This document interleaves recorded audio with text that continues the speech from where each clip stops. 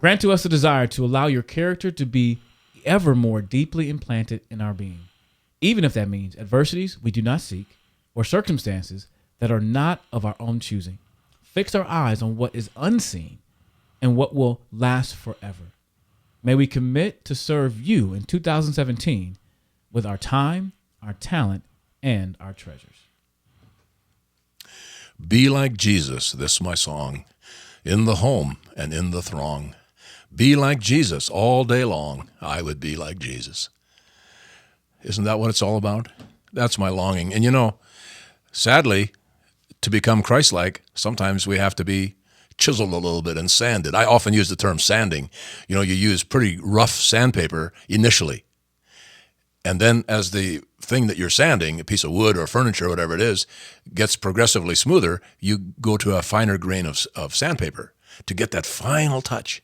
But if wood could talk, I suppose it would say, this hurts. Yeah. Ugh, this doesn't feel good.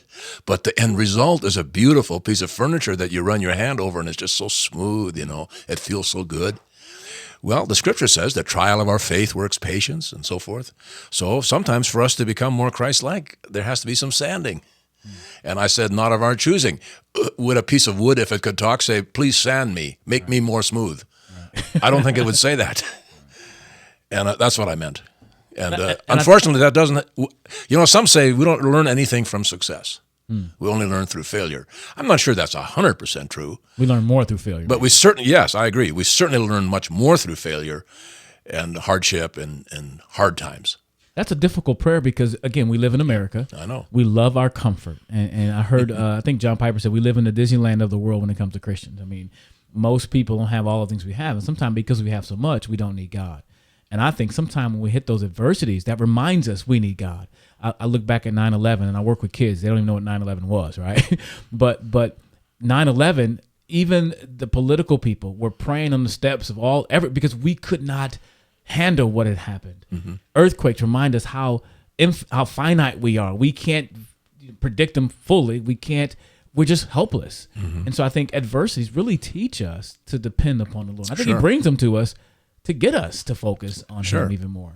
And it's hard to realize because we're so involved with our life and we don't know that much about eternity. But the truth of the matter is, this is the appetizer at best of the main meal, which is yet to come. We live as though this is where it's at. This is our life. Well, in the perspective of eternity, it isn't at all. This is just a very brief little prelude. Of course, it's hard for us to imagine that because that's all we know.